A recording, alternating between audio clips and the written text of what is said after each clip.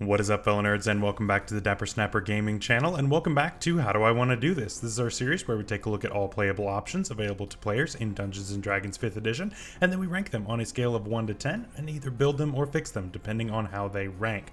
Now, today we're finishing up talking about the Tempest Domain Cleric as we build one together, and you guys seemed really hyped to see this build, and you were hyped to see the ranking back on Monday, which I accidentally put up on Monday instead of Tuesday. Oh well, you all still seem to really like that video, and so I am very glad to finally be bringing you a build on it as well. It's a different build, but I think it'll be a lot of fun regardless. So make sure you leave a like on the video and subscribe if you haven't already. Look at this. We are so close to getting to 1,000 subscribers, and look at this percentage.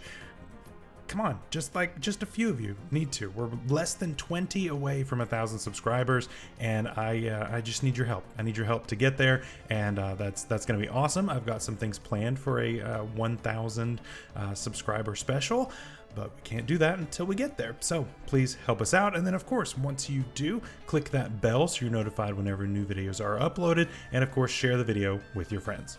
So the Tempest Domain Cleric really is one of the most popular clerics as far as flavor goes, just as far as the entire concept of being this storm master of capturing the god of the storm to just bring down lightning and thunder upon your enemies. And I wanted to preface this build a little bit with a bit of a preamble before we jump into it. This build is probably not the most optimal way to play this, but it is there for fun, which is the whole point of this channel. We're not necessarily an optimization channel, although I have done a few optimize-ish builds in the past. But this is more of a fun build, and basically the concept I'm getting, you can get there by multiple different ways. And I'm going to talk about all of that in the honorable mentions. So the honorable mentions at the very end are a little lengthy. So if you want to see a bunch of different ways to kind of get to a similar place as this build, go ahead and stick around for that as well. So just wanted to let you know the honorable mentions are pretty bulky this week, but for good reason. There are a lot of different ways to make this effective, and I'm just going to say up front, the most effective way, in my opinion, to build this subclass is one of two ways. Either one, go the entire way of 20 levels of cleric, or take 2 levels of cleric and then go somewhere else. Those seem to be the two most powerful ways to do this, but we are doing a mostly Tempest Domain Cleric build today with a bit of a suspect amount of multi-classing, but we're still going to get our flight, so don't worry, we're still going to do that at the end. But yeah, so let's go ahead and jump into today's build. So as always, we start with our race. And I don't believe I have used this racial choice on the channel just yet, but I wanted to use it. Again, I've been looking at a lot of the things from Monsters of the Multiverse, and there's one race that got changed. It's slight in how much was changed, but it's enough to definitely be an improvement to this race. I was going to say sub-race, but there's no longer the sub-race category. That's no longer really a thing. But yeah, we're gonna play an Aasimar this time, and I'm really excited to be playing one of these. We're basically an angel that fell, or there's a bunch of different ways that the lore goes with these, but this is really cool, right? Because if we came from the sky, it makes a whole lot of sense for us to be able to harness the power of the storm from where we came from. And so I think it's really flavorful. I think it works really well. And of course, there will be several other racial choices at the very end with the honorable mentions, but I really wanted to go this. And at 3rd level, with the new Monsters of the Multiverse, you can choose basically an effect rather than necessarily a sub-race. It's strange, but they're basically the same, except all of them are a bonus action now, which is great. But we're going to choose what was the Scourge, but it's just radiant consumption. So basically we do a little bit of extra damage, which is great, and we no longer do damage to ourselves now, which is really great. That's the big advantage now to using this. The damage is less than it used to be, unfortunately, but ultimately we're going to be able to do it more consistently, and we are going to not be dealing damage to ourselves. And for us to be the cleric, we don't want to be just constantly dying. So I think that's really, really good. That really helps us out. So at 3rd level, we will take Radiant Consumption. And then for our stats, of course, we're using our modified standard array like we always do on the channel. Of course, if you're using regular standard array or point buy or rolled stats, anything like that, then you'll just have to adjust these a little bit depending on what you got to do. These are a little weird this week. We're taking a 17 Wisdom, a 15 Dexterity, 13 Constitution, 12 Charisma, 10 Strength, and 8 Intelligence. So yeah, we are taking a lot of Dex, which is strange. And of course, on a build that gets heavy armor, we're dumping Strength. Interesting. Spoiler alert, I'm not really calling for heavy armor on this build. I don't think it's really necessary. If you want to take heavy armor, go for it, but you will suffer the movement penalty.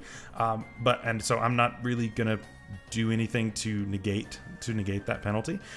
But so I suggest getting half plate as soon as you possibly can, and grab a rapier and a shield. Those are going to be your tools that you really need.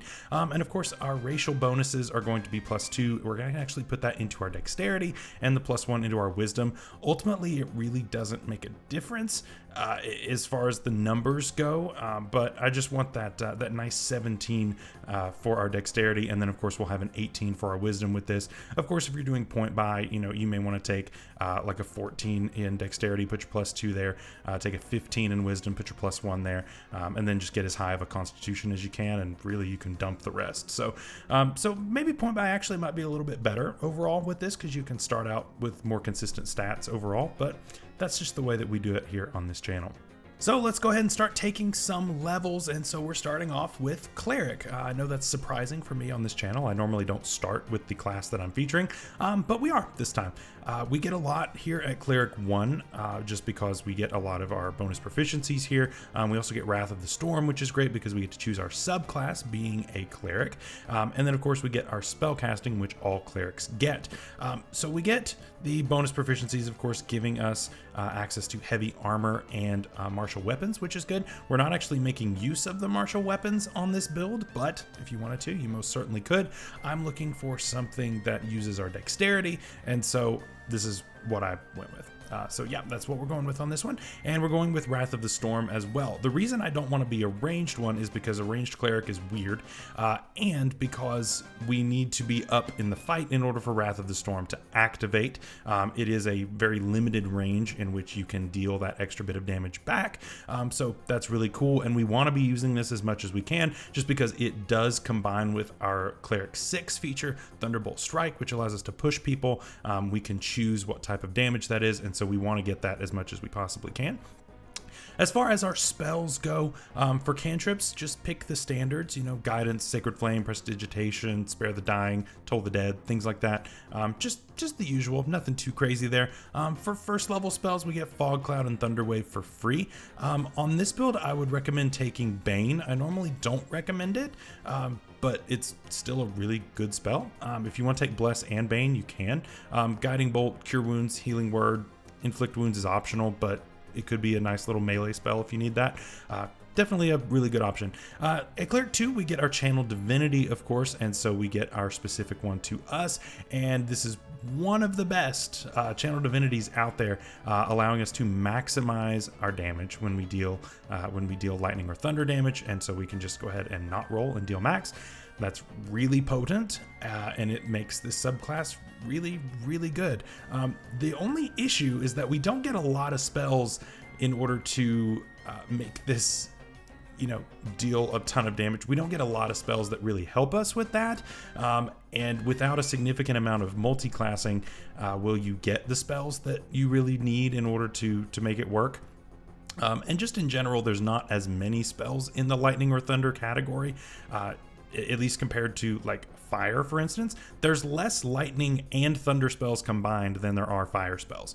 So that should say something, right? You know, our options are limited, but ultimately we can make use of it, and that's all good. Cleric 3, we get no features, unfortunately, but we do get second level cleric spells, and we get Gust of Wind and Sleet Storm for free, which is great, as well as being able to pick up things like Aid. I actually would recommend Hold Person here. It's not a bad bring to help your friends. Lesser Restoration and Spiritual Weapon is a must bring on this one. I know sometimes I make it optional depending on whether or not you need your bonus action.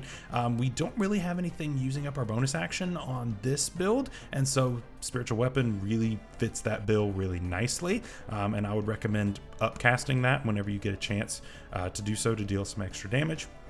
I think that's really, really nice. Cleric 4, we get our first ASI or feat, and I really am only gonna take one feat on this build, but I would love to take so many more, and of course that'll be in the honorable mentions at the very end. But the one feat that I'm going to take is Warcaster. Technically I could take this later in the build, but I think it's important to go ahead and grab it. That way I can have my weapon out. Although our weapon really is doing far inferior damage to our spells at this point, so really just having the rapier isn't all that useful at the moment, but it will soon, and so I'm just trying to get ahead of that. And plus it helps us with our concentration because we do not have a good constitution score, so getting this early is really, really nice as far as maintaining our concentration, because we will be concentrating on some other spells here in just a second. You know, we do have Bane and Bless that we can be concentrating on right now, but once we get third level spells, we're going to be concentrating on something else. And speaking of which, Cleric 5, we get our Destroy Undead feature online here at a CR 1/2, so use your turn undead. If they're below 1/2, then they are gone. And of course, if you missed my video talking about the generic features of the Cleric, I do have a video about that up in the icon above right there. If you have any kind of questions or unclear of something on one of the main Cleric features, then those are right there. And of course, if you're unclear on any of the subclass features for the Tempest Cleric, I have that video right there, which went live earlier this week, so you can see all of the subclass features in a little bit more detail. I don't go into a ton of detail here on these videos just because I've already covered it, and so I don't want to be super redundant with that. But we get third level spells here, and we get Call Lightning and Sleet Storm for free here. Call Lightning is pretty much our best lightning damage spell, which is, I mean, it's a pretty good spell, but it's also the reason why we have Bane online, but like concentration's a thing, and so it ends up not being as effective as we really want it to be. Yeah, it deals a good amount of damage, but it's still underwhelming for its level, in my opinion, and so, you know, it's tough. It's tough. We don't get a lot of really good spells for lightning damage or thunder damage on this build. We just don't, and that's just a part of the Cleric, and it is what it is. But along with this, Dispel Magic is of course a staple, and Glyph of Warding is one that I don't normally recommend. Now, Glyph of Warding can be a little expensive, but hear me out here, you can deal lightning damage with it. And so if you have enough time to set up enough Glyphs of Warding, and you can really just like trap somebody or just coax them into coming into the glyph, you technically can just deal infinite damage to a creature as long as they step on it. You know, you could just set one here and then 10 feet away set another one, and then set another one, and so on, you know, just using all your spell slots, go again, and then they can just bounce 10 feet to all of the different glyphs. Obviously that's going to take a long time, but it's possible, so pull that off on your BBEG. I would love to hear your story doing that. And then of course, Mass Healing Word, Revivify, and most importantly, Spirit Shroud. Spirit Shroud is going to be our main concentration spell for the duration here, just because it helps us with our damage. And so this is where our Rapier is actually starting to do some decent damage, along with our Spiritual Weapon. Spiritual Weapon, of course, does not require concentration, so there's no conflict there, which is fantastic. And then at Cleric 6, we get Thunderbolt Strike. This allows us to push a creature 10 feet whenever we deal thunder or lightning damage, which is great. Now, they do have a size restriction, which is unfortunate, but we're only level 6, so you know, it's all good. The thing is, we don't have a great reliable way of dealing lightning damage, and so you know what I mean? It's hard. We just don't get a lot of great ways of doing that. But next level, things are about to change. At level 7, we begin to take a turn. Throughout these first 6 levels, we have been exploring what the storm can do for us, what we can do with the power of the storm. And what we've learned is that the darkness, when the clouds roll overhead, is our friend, and we are learning how to hide in the darkness and how to use it to our advantage to come out and strike when people least expect it. And so we are going to take some rogue levels. Now, rogue was not my first choice when I started this build. In fact, this is the 3rd or 4th version of this build, and none of the earlier ones had rogue, but this is what we landed on, and I think it's pretty cool. I think it's a neat take on this. Of course, if you don't like this one, then we can talk about it in the comments, and of course I will have plenty of suggestions in the honorable mentions as well. So at Rogue 1 we get a few things. We get expertise, which is really cool, so we get to double proficiency bonus with a couple of skills, which can be really handy. We also get sneak attack. Sneak attack will help us to deal a little bit of extra damage, and as long as we're up in the front lines with our friends, then we can do this as long as we have our rapier in hand and we just go ahead and start slashing some people up right next to the barbarian or the fighter or whatever other frontliner you have in your party. And then of course we get thieves cant as well, and this is the secret language of thieves and rogues, and so could be useful, could come in handy. You never know when your DM will throw in something that whole one time it comes into play, but it's cool. It's a really neat feature. At level 2 of Rogue, we get Cunning Action, and this allows us to do several things as a bonus action, including dash, disengage, and hide. This is really handy, and honestly, I think the Rogue multi-class with Cleric is really underrated overall, because the ability to move around the battlefield and be able to be there to help your friends is really handy, right? Yes, this is primarily a damage dealing build, but you're still a cleric, right? You still are there to keep people alive, and being able to move around is fantastic. Being able to disengage and not go down in order to get off a healing word or get off a cure wounds or whatever it is, and you might have gone down yourself if you hadn't done that, or to be able to dash to make it all the way to pump a cure wounds into somebody instead of a healing word. This can all be really handy, and I really think that it's really awesome on a cleric. I think it works really well. At Rogue 3, we get to choose our subclass, and I want to know down in the comments right now, what do you think I'm picking? Before you see what I'm saying, go ahead, place your bets down below. All right, I'm sure you didn't do it, but it's fine. We're going Arcane Trickster, and I really like this. Number 1, because we get more spells, because spells are awesome. Number 2, we're a 1/3 caster rather than a half caster or a full caster. There aren't very many third casters in the game, but this is one, and then of course the Eldritch Knight Fighter is another one that we will be talking about on the channel, of course, in the pretty distant future, I guess. It's going to be a while before we get there, but once we do, we will cover that one in great detail. But 1/3 casters. So basically, it takes 3 levels for us to do what 1 level of any other caster can do, which is a really slow progression. But it does mean we get a 4th level spell slot in this case, because we're a 6th level cleric and a 3rd level rogue, so we're technically a 7th level full caster, and so we get our 4th level spell slot, which is pretty cool. And then we get to pick some spells, and we also get Mage Hand Legerdemain, which allows us to use the Mage Hand cantrip in a lot of different ways that you wouldn't have been able to otherwise, which is really valuable. Mage Hand is one of, if not the best cantrips in the game, and being able to make it even better, always a welcome thing, right? It's always really fantastic. Then as we get our spellcasting, our regular spellcasting, of course, and we get to choose from the wizard spell list with restrictions. The thing that's tough about this is that you are restricted in the schools of magic that you can choose from the 1st level spells. And there are so many good 1st level wizard spells, but honestly, we're more here for the cantrips, to be honest. And we get Mage Hand for free. That's one of our 3 that we get. And then we get 2 more. The first one that is a must is Booming Blade. Now, of course, you can get Booming Blade from other means. You know, you could take Magic Initiate and pick it up from any number of other classes. You could take 1 level of some other full caster and get it that way as well. I like the Rogue because you get a lot of really potent features as well. You know, Cunning Action, Sneak Attack. Sneak Attack has upgraded here at level 3, which is great. And then of course we get we can also take Shape Water, but Booming Blade is really, really good for dealing extra damage since we're only going to have one attack on this build.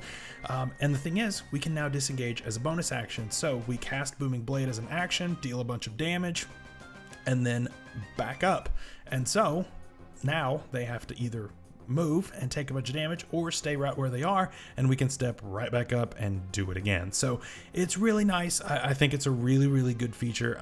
I think it's really fantastic to have. And Shape Water is honestly a really underrated cantrip in my opinion. I think it can do a lot of really awesome things, but you have to be really creative with it. But there are guides online that you can find that that can show you some of the crazy power that this cantrip can do, and I really, really like it. For our first level spells, we're limited in, we get 3 right now, and then we'll get a 4th one here in a couple levels.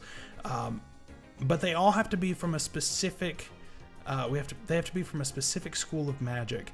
We have to pick 2 of the 3 from the enchantment or the illusion schools of magic. And then we get 1 that can be from anything. And it's hard because I only have 1 that I want really from the enchantment or illusion ones, and then I want 3 that are not from it, but it's okay. We'll make it work. It's all good. The one that I really want is Silvery Barbs. And I know in the comments, everybody's going to tell me that Silvery Barbs is broken and how dare you put that on this build.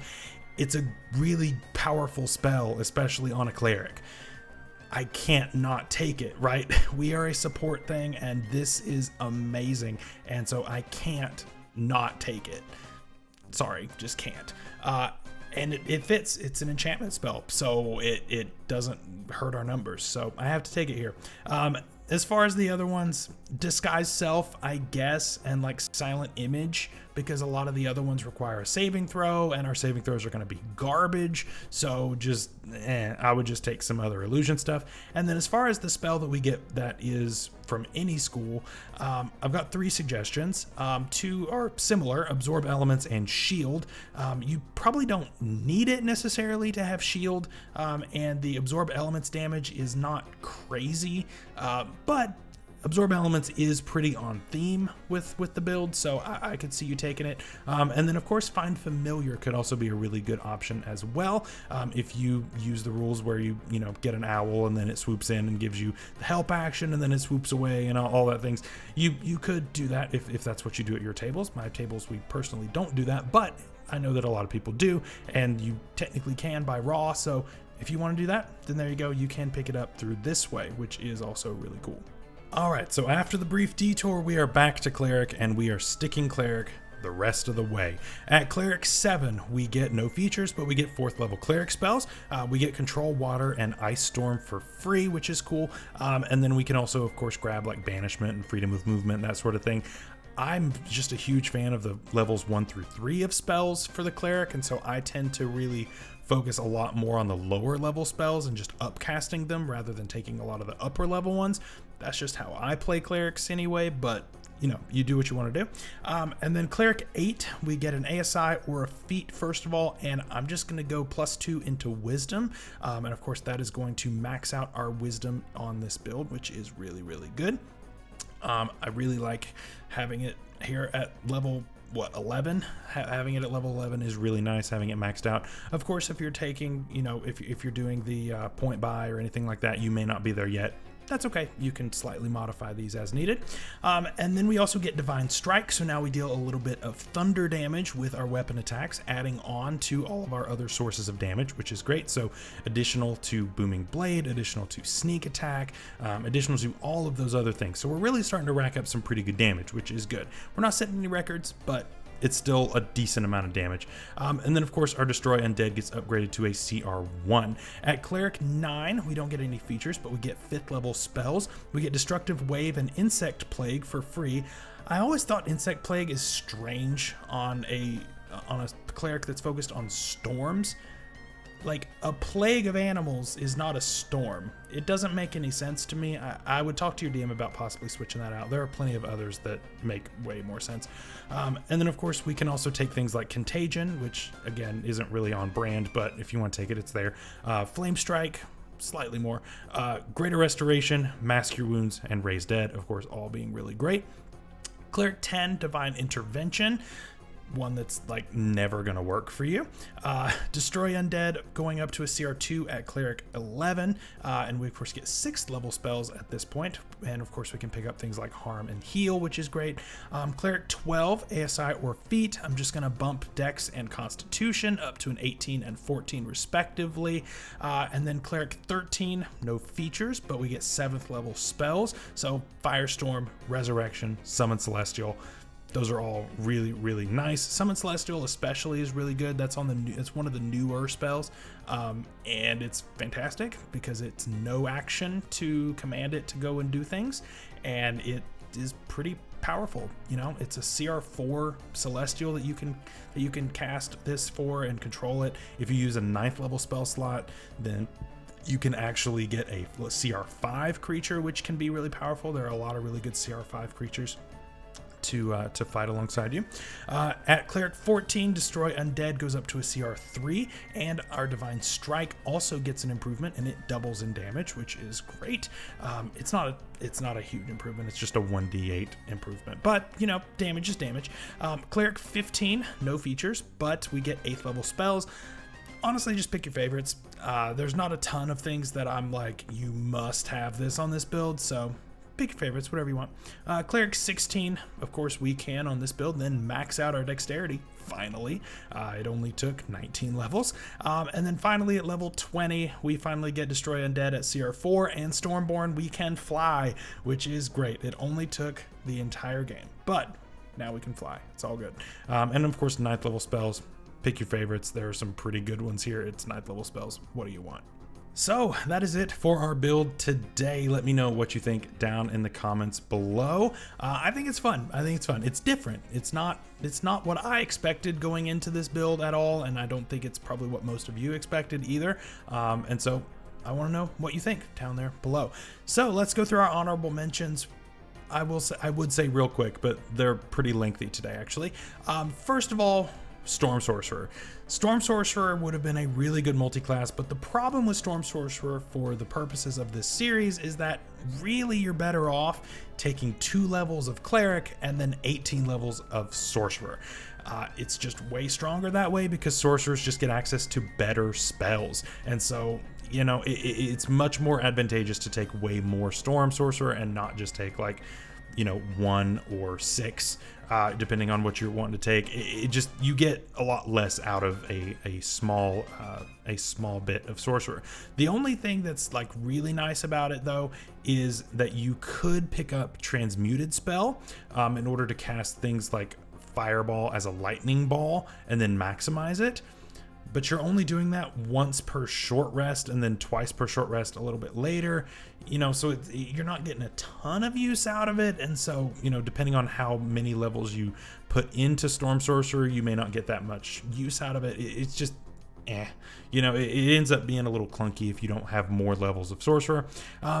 The second one would be the Eldritch Knight Fighter. The Eldritch Knight Fighter, you take 3 levels of, just like we did with the Rogue. We could have picked up, you know, similar number of spells and done a similar thing. Also had Action Surge, so we could have had, you know, 2 attacks per turn sometimes.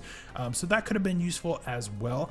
I think the Rogue just outpaces it a little bit, just because you're dealing more consistent damage over time rather than you having just a little bit of a burst. And even the burst isn't all that insane really, so I think you get a little bit more consistent damage out of Rogue, but either way, you know, it's totally fine.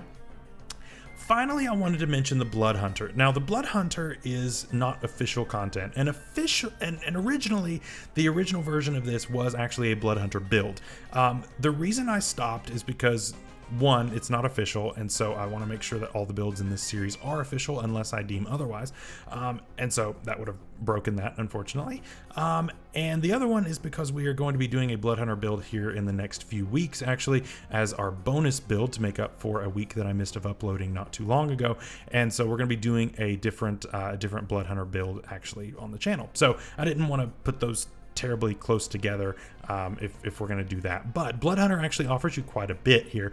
You can take 3 levels of Blood Hunter and you get one of your rights as lightning damage, and so you're dealing lightning damage every single turn. So this means you're always pushing larger or smaller creatures back 10 feet, no matter what, as long as you've activated your weapon. That can be really powerful, you know, and then of course you could combine that with a feat we're going to talk about here in just a minute and then push even farther. You could then take a different feat and then on your bonus action move them even more, and you kind of get crazy with it. And I'll tell you what the build was a little earlier. Originally, this build was just a mess, to be honest, and it was how far back can I push somebody in one turn without using like Eldritch Blast and things like that, because Eldritch Blast is cheating with Repelling Blast. Without doing that, we could push them back 10 feet with Thunderbolt Strike, 5 feet with Crusher, 5 feet with telekinetic, but that wasn't the main way because we're actually going to push them out of that with other means. You could take 3 levels of Ranger because we're using Wisdom and Dexterity, so the multi-classing is great. And then take Swarm Keeper to push them again with a Strength saving throw. And so yeah, with 2 strength saving throws, you know, you could get them pretty far. And I think ultimately with the entire build that I had, it was like 45 feet, assuming several failed saves, which is pretty cool, being able to push somebody that far away. And then of course it also had like Polearm Master, so you could catch them as they're trying to get in, and then you bat them away and then they can't get back because they don't have enough speed. And so it was a really interesting concept. If you want to see that build fleshed out later, let me know in the comments below. But it was a very strange build, just an amalgamation of all of these different things that just didn't make a whole lot of sense, but it was just there for the meme factor. And then of course for races, the first one would actually be a shifter, and honestly I'd be okay with the new or the old version. But the old Beast Hide Shifter, which now of course is not a sub race, but the new version of the formerly known as Beast Hide Shifter actually is really good for this. You get a lot of extra bonus temporary HP, which is really good. And you get a bonus to your AC as well, which is really good. It's more of the tank build, and so that would really help as well. And you can do that proficiency bonus times per day now instead of being based on a short rest. It seems like Wizards is killing off short rests slowly as we go. So, you know, it's all now proficiency bonus times per day. The other option that was really close was the new Kobold as well. New Kobold is cool. It loses Pack Tactics, unfortunately, but it also does lose the sunlight sensitivity, which is a great welcome change. And it also gets this little draconic cry as well. And so I think it's so funny that you can do this draconic cry as long as you're within 10 feet of somebody, and then everybody has advantage until the start of your next turn against that creature, which is really, really neat. And you get a free Sorcerer cantrip, which we could have taken Booming Blade through that. I did take the Rogue overall just because you get a little bit more out of it, but this is, you know, obviously just a racial investment rather than 3 levels. So if all you want is that, then there you go. You get it just by doing that. Finally, as far as feats go, I already mentioned Crusher. Crusher is another way to push people 5 feet. Of course, you need a bludgeoning weapon in order to do that, but it's a thing that you can definitely do. Metamagic Adept was one that I really wanted if you don't want to go Sorcerer necessarily. You don't get very many sorcery points with this, but it allows you to deal these things, and so you could have transmuted some spells into lightning or thunder damage and just had a really good time with that, which is cool. We could have taken the Tough feat, of course. Tough would have been really great here to beef us up a little bit, just keep us alive.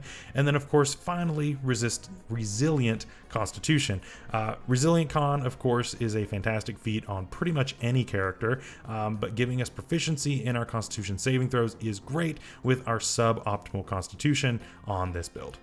So that is all for today's video. I hope you enjoyed. If you did, make sure to leave a like on the video and subscribe if you haven't already. Next week, we talk about the Trickery Domain Cleric, and I've been excited about this one for a while because, I mean, this is Loki, right? This is the time for things to get a little weird and us to pull pranks on everybody, and I think that's absolutely fantastic. So, of course, make sure you subscribe so you don't miss that. Hope you guys have a great weekend. We will see you next week. Until then, stay safe out there, stay healthy. Bye-bye.